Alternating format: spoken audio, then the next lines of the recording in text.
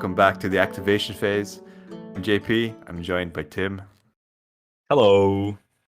We've got a super exciting episode. We are going straight on to Age of Alexander. Yes. So we're pretty hyped, I would say.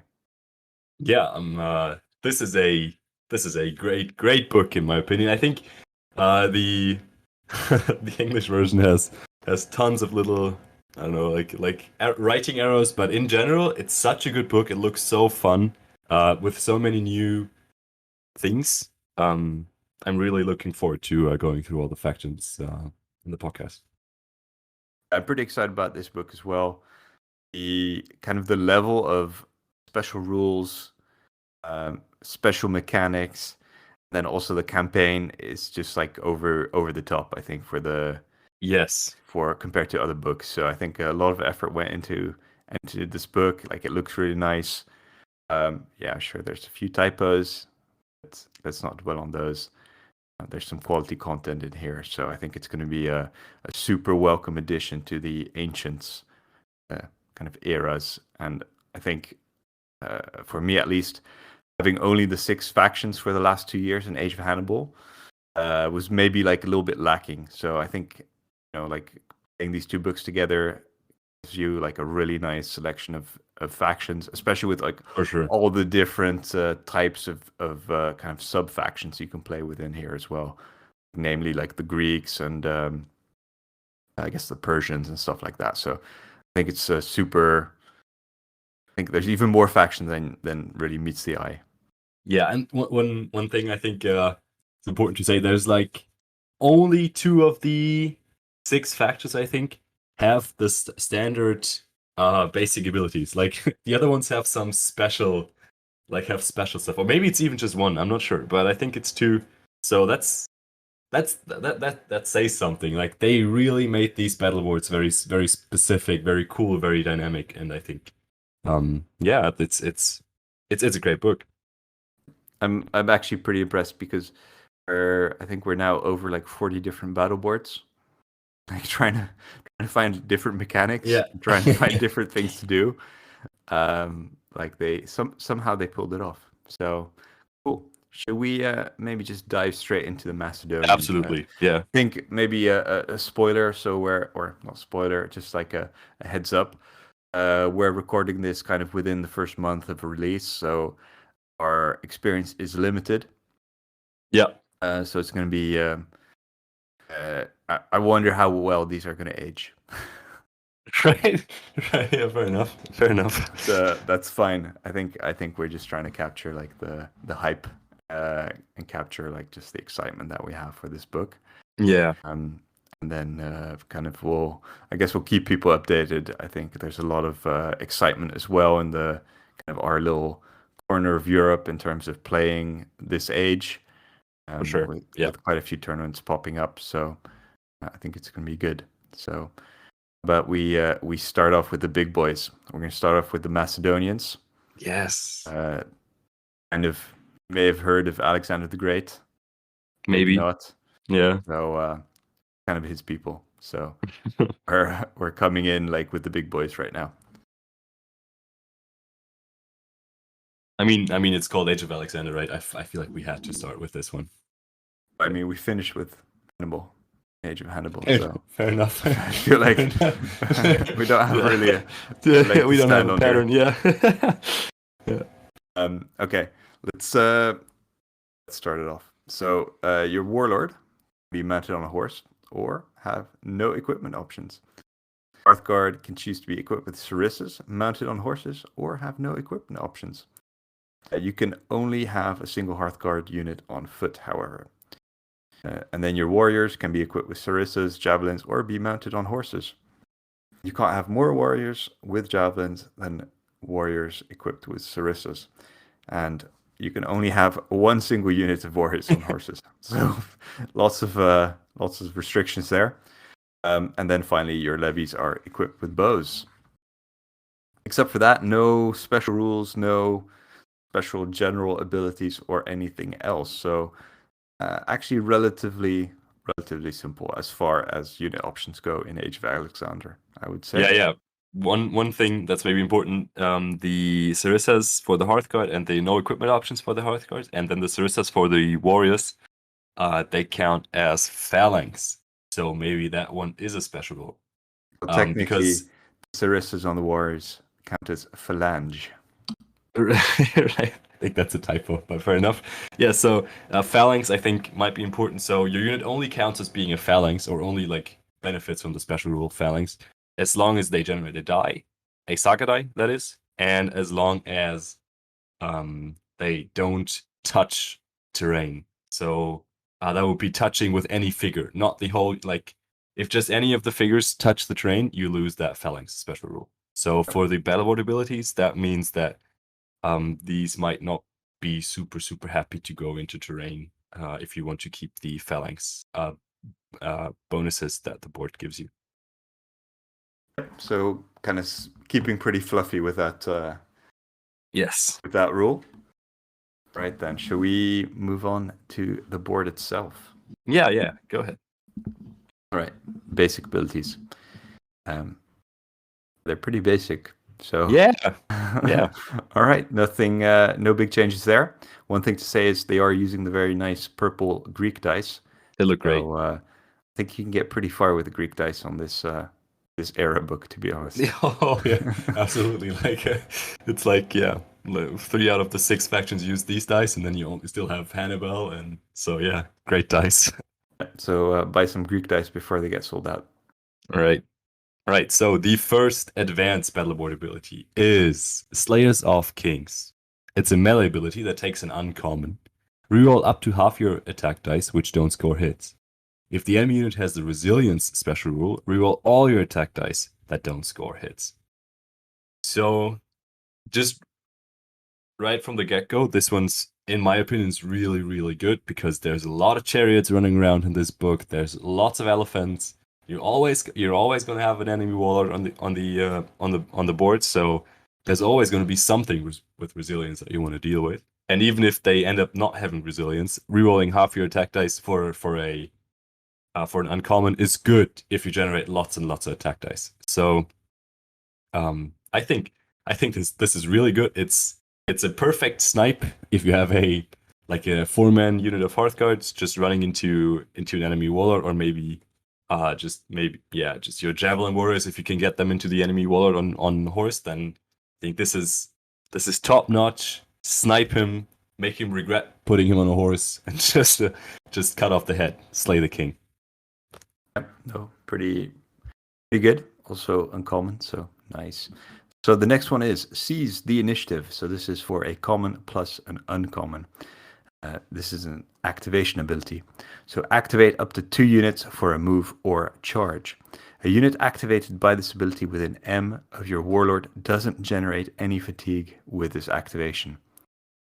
Right, so multiple activations, good. And also, this is pretty solid, especially without the fatigue, right?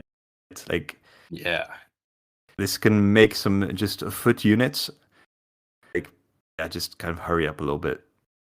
And okay, so it's 2 dice for moving 2 units, but all right, you're pretty easy to put your warlord with an M if you want to get some charges for fatigue-free charges. So I think this is dice efficiency wise not amazing, but not having fatigue on your guys for a second move, amazing. So this one's pretty legit. Yeah, I think this is basically your one way to kind of keep up, because your Hearthguard with Sarissas or your Warriors with Sarissas, they just have a move of short of S. So having this, they can move 8 inches or like S twice without taking a fatigue. So your Warlord's kind of pushing them ahead, and he's probably going to be on horse. So I think that's one way to make the Sarissas work, definitely. And then also, just a little spoiler, in my opinion, a 8-stack of Hearthguard on this board is god tier good. So having a 8-stack running around with your warlord, like the warlord himself, can activate through this without fatigue always, because he's also always going to be within medium of himself. So having 2 charges within with no fatigue, it's juicy. It's juicy. And that's also one of the biggest downsides we've seen with the Greeks in Age of Hannibal, with the Sarissas, that it just feels really slow. And in Yes, scenario play, like it's quite a big disadvantage in the end. and they had no great way to kind of ignore fatigue, so that was tough to double move or triple move if you wanted to. So this kind of solves both those Mhm. issues in one go. So Yeah, very, yeah. very nice. All right, next up is Pride of the Companions. It's a melee ability that takes an uncommon or a rare. Your unit gains resilience 1. After casualties have been removed, remove all your units' fatigues except one. Remove all their fatigue if you use a rare. So I think this is a staple of this board. You can keep your Hearthguard kind of safe because there's not many things that are gonna push through, like, I don't know, more than 4, 5, or 6, like 6 hits on a unit with armor 5. So this is gonna really keep your Hearthguard safe. And if you use a rare, they're not gonna they don't care. They just, all the fatigues are there, and then at the end they're just gonna like put them all, like just remove them all in one go, I think. And then you could definitely charge again with CC initiative without fatigue. That's So pretty insane because one yeah. of the complaints of kind of all these abilities, I'm thinking about the Polish ability or the Eastern Prince's ability, where you give your units resilience, is that they end up having a ton of fatigue at the end, Yeah. Yeah. which makes them essentially useless. So here you're like, yep, this is like with one little extra sentence, this is just completely removes that. Sure, yeah, it's a rare, but like, the effects you get for that rare are just absolutely insane, I agree.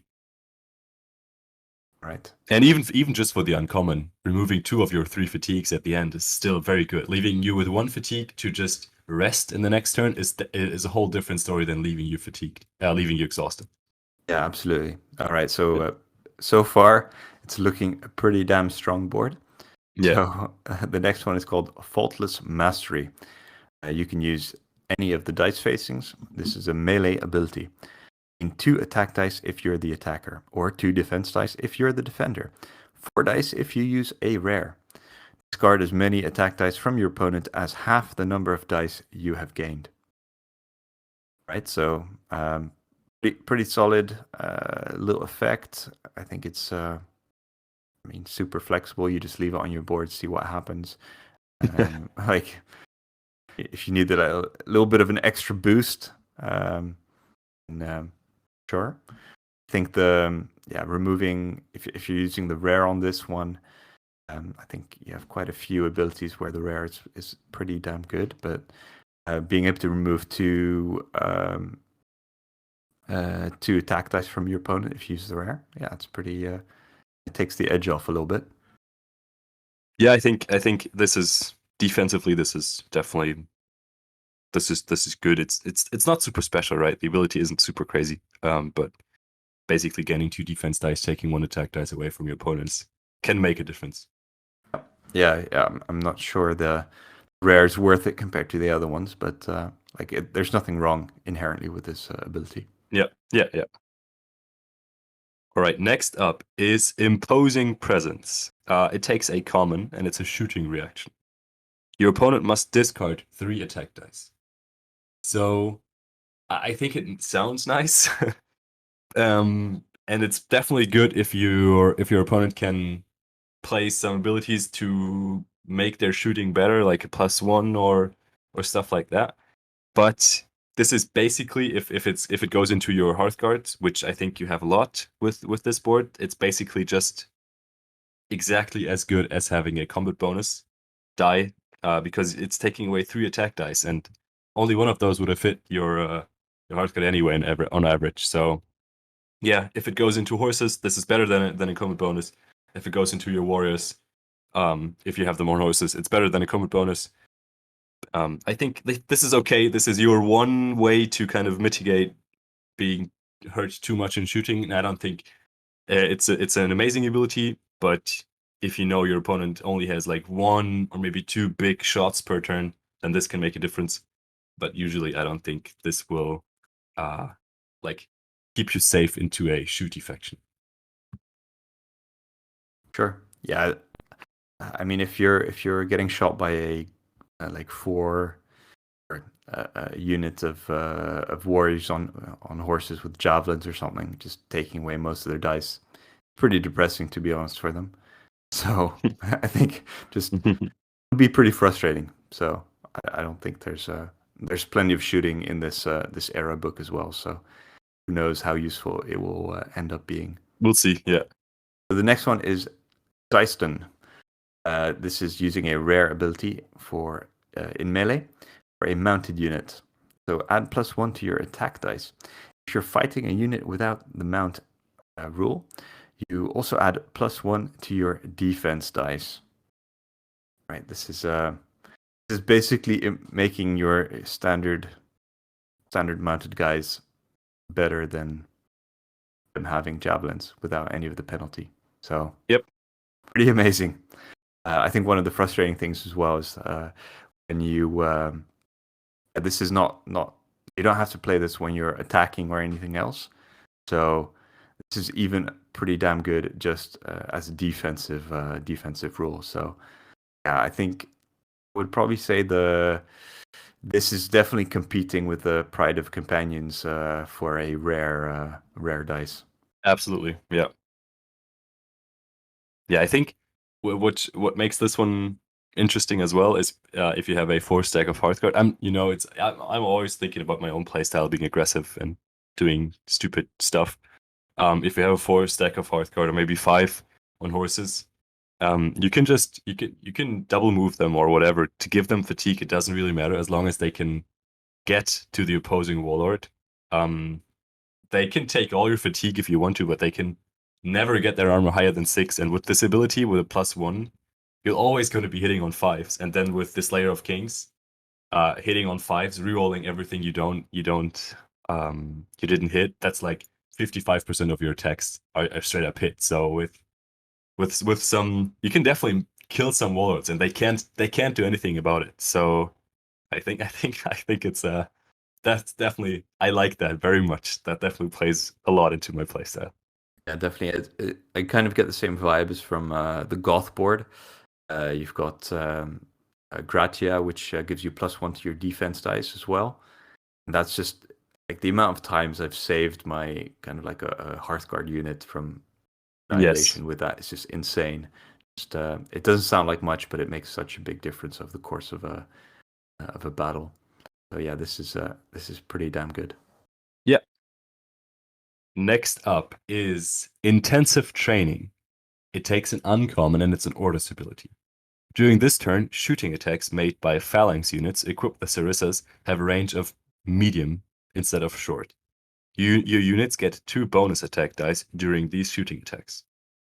So if you lean heavily into your Hearthguards with Sarissas, and definitely your warriors with Sarissas, I think this is insane value. Even the medium instead of short can make a big difference, because short is kind of tough sometimes. In my opinion, that's because after a charge, or maybe the next turn after you were charged, your warriors are not going to be within short, because just one figure usually is within short.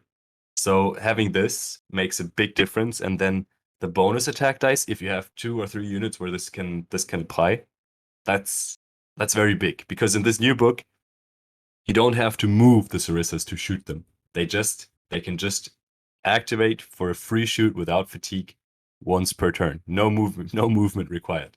So I think this is a great after shock, after battle, after fighting ability in the next turn. Kind of just give them a poke with all your units that were in combat last turn. I think, yeah, this can be great value. Definitely. All right, so the next one is Macedonian Tactics. This is using either a common or a rare. It's an activation reaction, so I actually think this is the first activation reaction that we have. Yeah. So use this ability after the resolution of a melee in which one of your phalanx units was the defender. Activate another unit, or up to 2 units if you use a rare, then M of your phalanx unit to move or charge. Right, so again, you mitigate your slow movement, Yes. and you can get a charge without a fatigue. So this is kind of like the second way on top that sees the initiative that you can actually move your guys up pretty damn quickly. So yeah, I guess you do need to be charged, but sure. I think at some point that's going to happen anyway. So you might as well take advantage of it and reposition your units to arrive fatigue free in the next turn. Especially combined with intensive training, you can kind of move your guys up to be within that medium range of the enemy units to shoot them. They're do the shooting attack with their Ruses. So yeah, I can definitely see myself using this. Yeah, I think one tough thing is that usually you don't want to have the heavy hitters that you have that you want to charge maybe are your Hearthguard on horses or your Hearthguard on foot, and I think sometimes this can be hard to keep them to keep your Hearthguard on horses nearby without them getting charged instead, because your opponent is not going to be brain dead, right? They can see the civilities there, and then they're just going to charge the horses instead of the phalanx. Yeah, sure. So, yeah, and it's only the unit that has phalanx that needs to be charged. Yeah, exactly. You can kind of pop up any other unit that you have as long as it's within M. So yeah. It's actually pretty flexible, but yes, I guess you kind of need to use your brain a little bit and position things properly. Yes. All right. Next up is Conquerors of the World. So it's another order that takes an uncommon. So second order that takes an uncommon. Until the end of the turn, your phalanx and mounted Hearthguard units don't take fatigues during step 7 of their first melee of the turn. So no fatigue after fighting. And I think this is for the playstyle you can do with this, which is multi charges for every for 2 units maybe per turn. This is very, very, very good, I think. And it's just having that. So your unit, your one Hearthguard block of 8 horses, sorry, not 12 horses, they can charge. They can do 2 charges, and then still charge fatigue 3 into the third, if you wanted to. So that's, I think this is powerful. And if you are the aggressive player and you want to multi-charge, then this is it. I think we're starting to get some kind of view of the tactics that these guys are going to use with the repeated mentioning of mounted Hearthguard. Yeah. But I guess we'll move on to that once we finish this last ability. Yes. Unbending, Unbreaking. So this is using a common dice in melee for a defending unit. So you gain 3 defense dice. Nice and simple there. Again, super confusing that the best ability isn't in the bottom right corner. Right. Yeah. When did they stop doing that? I don't know. I feel like there was a memo that we didn't get, but right. Something definitely happened and weird. I'm not sure I like it. Anyway, solid. Defense dice, common.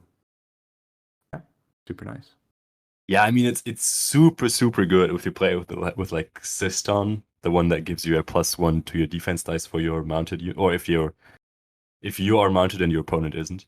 Yeah. So because these 3 defense dice on your Hearthguard, for example, they're gonna make a huge difference. So yeah, definitely. Great value. Right. Especially for a common.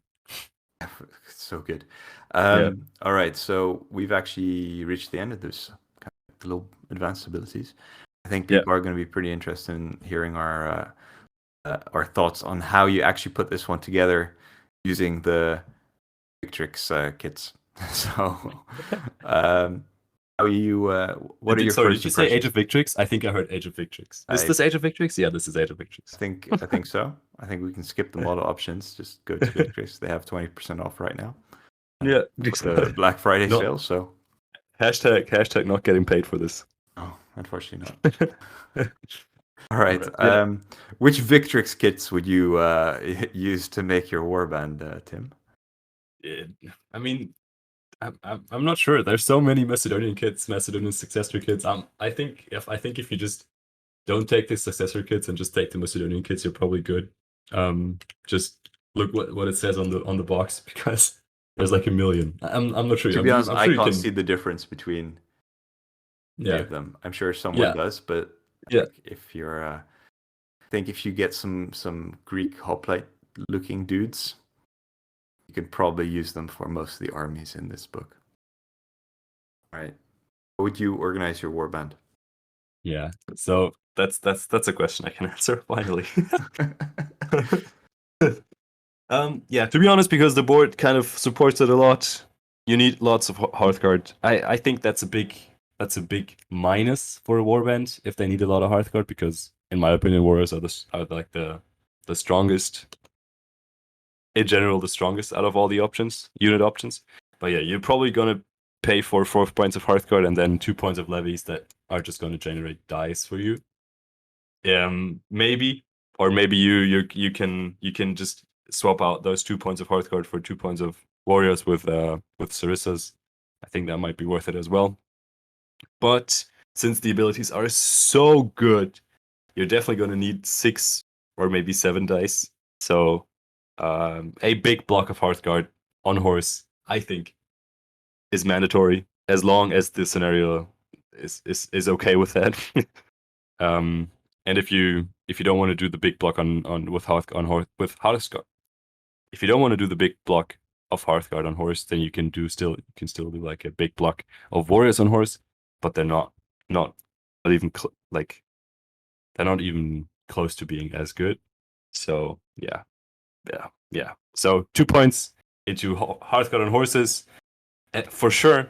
Then I think 2 points, maybe 1.5 into Hearthguard on foot. That could be with Sarissas or not. I'm not super keen on the Sarissas. I think they're better without them. So that would be 3.5 points. And then maybe 1.5 points of warriors with Sarissas. And then the remaining point, just buy a point of levies, split them up to get to your 6 or 7 dice. Yeah, so I think you're saying on 6 dice there. Yeah. Depending on what you do with your 1.5 point of warriors. Yeah. I'm guessing you're going to take it in a single big block, right? Yeah. If the scenario lets me, because sometimes you need two blocks of warriors to keep 2 objectives safe, and then 6 and 6 is not going to really cut it. So maybe yeah. I think that's the drawback of this warband. You want that many Hearthguard because the battle board just is so good with them. But Hearthguard aren't insane on like in scoring or in the game in general, in my opinion. Some warbands can make them insane like this one, but yeah. What Yeah, do you so. think? Personally, I was looking at I'm building Thracians at the moment. Right. I'm also super tempted by these guys now. Yes. So I'm looking right now at 2 points of Hearthguard, 3 points of Warriors, and 1 point of Levy. But, because I'm a little bit scared of taking that many Hearthguard, as what you're suggesting. Yes. So I think 1 unit is mandatory, and I think they're going to just be a wrecking ball, because they have the abilities to make them very survivable, which is always the issue with your Hearthguard, where you're like, oh, I just rolled for sure. I rolled a bunch of 4s on my defense dice, and now they're dead. And this kind of takes that away. The Pride of the Companions just makes them so much tougher. So this is pretty tempting to take those just the mounted Hearthguards and kind of like just go nuts with them. So and then just I feel like a little bit more comfortable taking 3 units of warriors, just to have the bodies there, you know. Then your levy just either split them up into 2 units of 6 just to get the dice, or actually just use them as a little bit of shooting support. Yeah, I mean the shooting support is very tough for this board. I think there's nothing here to support that. Nothing. So that's tough. But I think if you're having a unit of 8 Hearthguard that needs to do that much work, think you need to be able to screen them a little bit, and you need to be able to have like a little bit of a board denial ability um, ability there. So I don't know. I just get a little bit nervous if kind of like all your offensive eggs are in the points of Hearthguard unit, you know? Yeah, I mean, I've played them, and I did the eight Hearthguard on horse, 8 Hearthguard without equipment, and you're obviously right. Like it's tough because you commit so much to your Hearthguard, but they like nothing wants to charge that, because it's always going to be 16 dice. I don't close ranks on these Hearthguard. Enjoy, like, good luck. So yeah, but it didn't work out too well for the non-mounted Hearthguard because they're surprisingly more fragile than the mounted Hearthguard on this board. So maybe you're right. Maybe you're right. Is really doing a lot of work. Yeah, accession is a big difference. I also think the obviously once kind of like the whole people get their warbands on the table. I think this age definitely has a lot of shooting. I think we're going to see a lot of Persians, a lot of Indians once people figure out what models to use. I think there's going to be pretty interesting to see how many shots get fired downrange. So, and Hearthguard are just a little bit. Sometimes it goes well, and then sometimes you just roll, and then you lose a ridiculous amount of Hearthguard for to very few shots. So it makes it a little bit frustrating. So yeah, I don't know. I'm interested to see how this turns out, but it does seem like a very nice board. Lots of multiple activation abilities, lots of fatigue-free shenanigans, so you can just keep going. Yeah, so I think this is going to be definitely one to watch. Absolutely, and I'm really looking forward to going through the other boards with you in the coming weeks because I think there's some super cool combos in here. And I'm looking forward to seeing your to seeing your reaction on those because the Macedonians are a great start, but I think there's definitely some stuff to come. Yeah, definitely. All right, so let's look at the Ruses. What's going on there?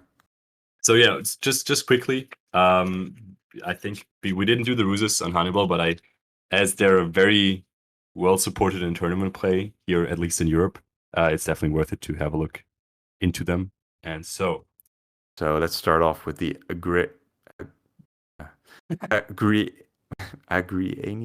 Peltas. Yeah, sure. Agrianian. Yeah. So this is a recruitment one. So when recruiting your warband, you can choose to equip a single non-mercenary unit of Hearthguards on foot with javelins. This unit ignores movement penalties linked to uneven terrain, but not those from dangerous terrain. This is for one coin. Yeah, I'm not sure I would want to do that.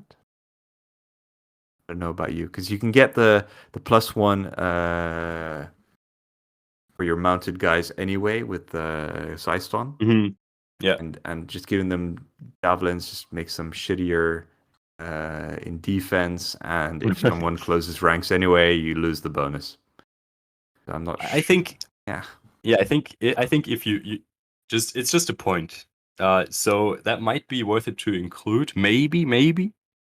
Because if your opponent somehow outplays you in terrain placement, you can still put down an 8 stack of Hearthguard with javelins, and they're going to be good in solid cover.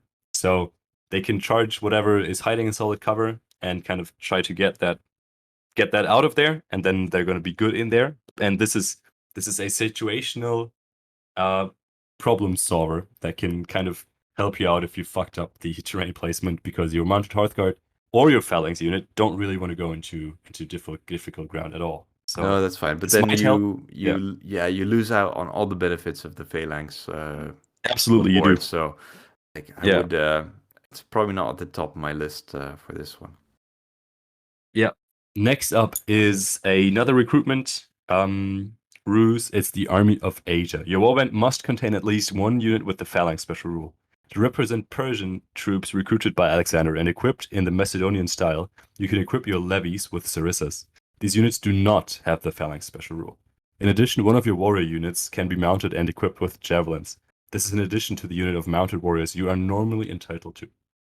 So this costs 2 points, 2 coins, and I think it's okay. The warriors with javelins on horse, I like them. I think with Xyston, they're gonna wreck shit because having +2 on your attack dice, if you go into the right target, that's gonna be nice. But the levies with the Sarissas, I'm not sure because the good ability that kind of buffs your Sarissa shooting is only works for phalanx. So the levies with Sarissas won't get the bonus, and so I'm not. Yeah, and they'll just have I'm the not penalty sure. as well. So Yeah, yeah, I don't know. it's It does mix up your warband significantly, though, in terms of what you it can gives actually you take. it gives you options. Yeah, I'm not sure the options are very good. So Yeah. there is that. All right. So the next one is a preparation one. So adapt to the opponent. After the warband have been deployed, but before the first turn of the game, you can remove up to 2 of your units present on the table and redeploy them in accordance to the rules on deployment. Once redeployed, these units must be more than S away from all friendly units. So this is just for 1 coin.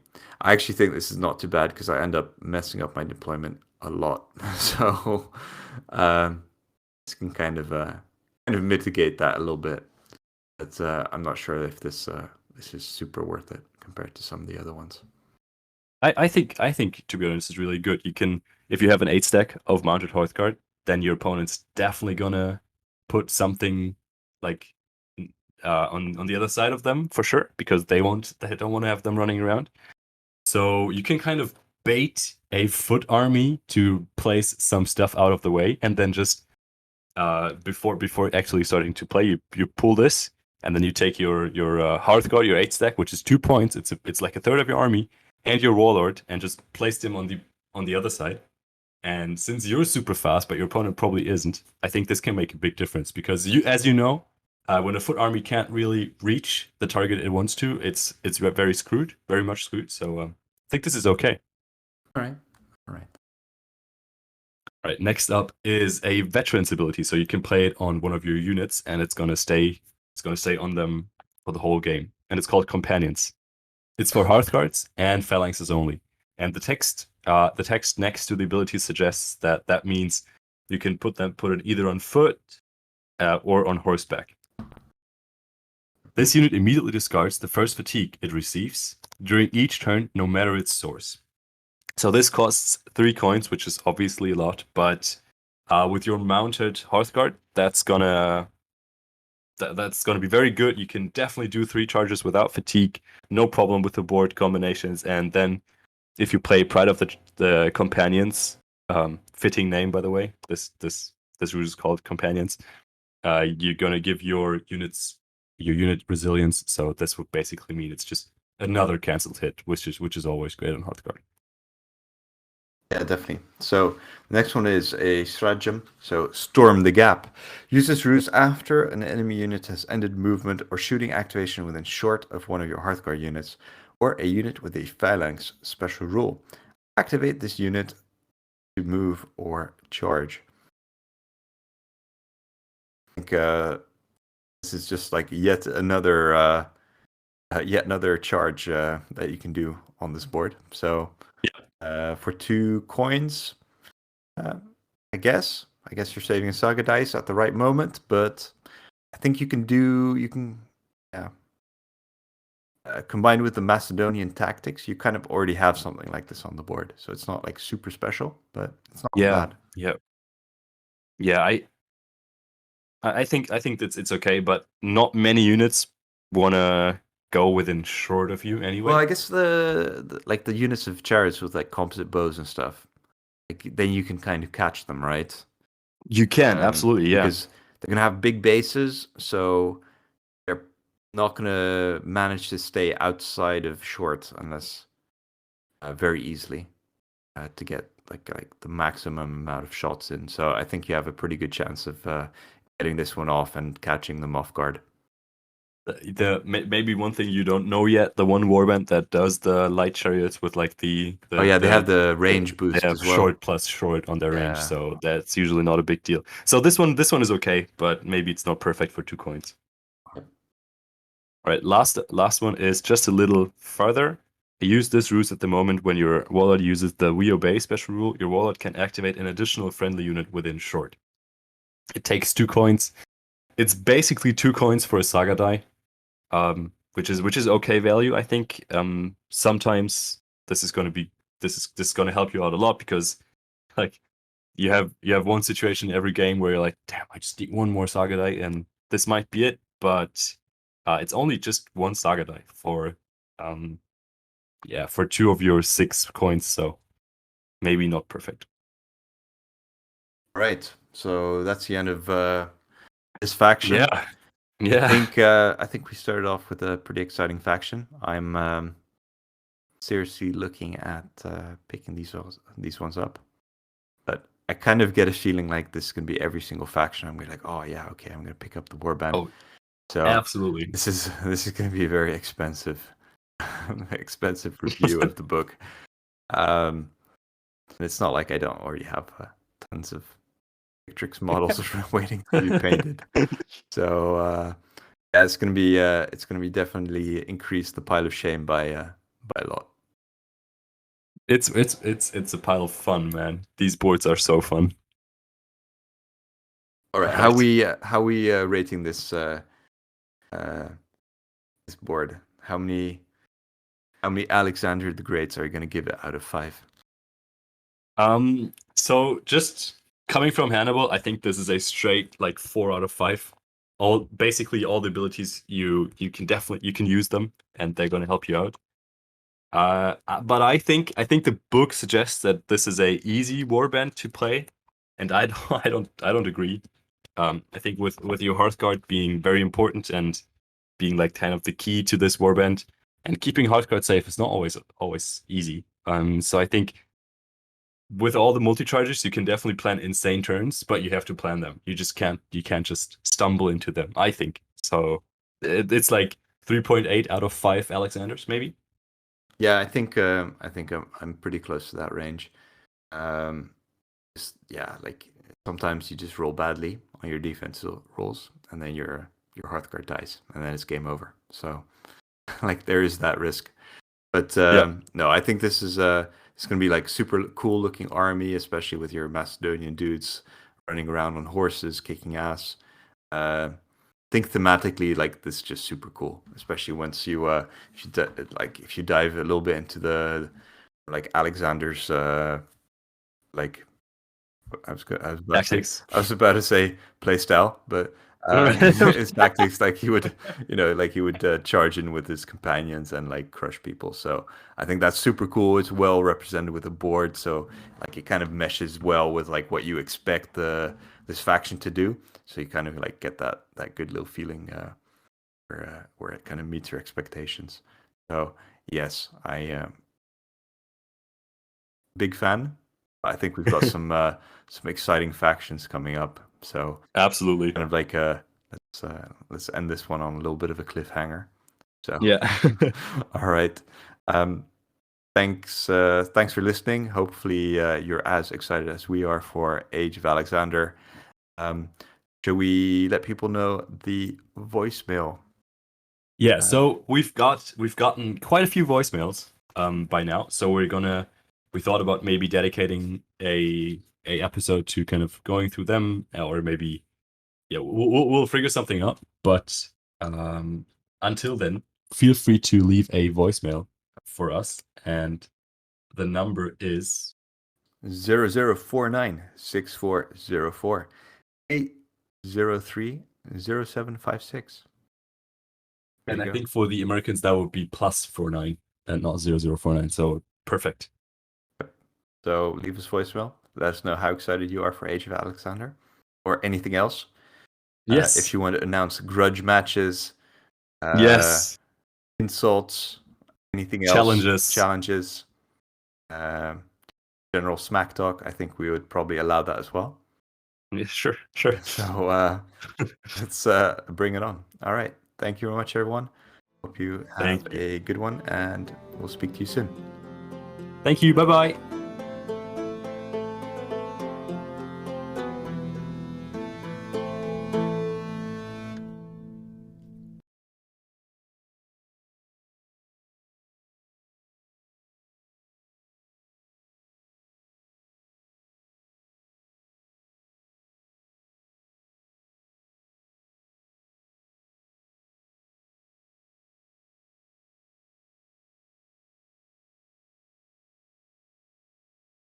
Hello, All right, you everybody. wanna start this Welcome. one off? Oh, God damn it! I started.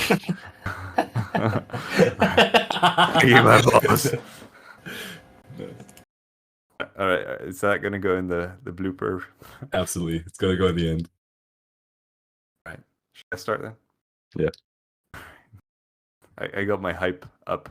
Now you destroyed it. Sorry.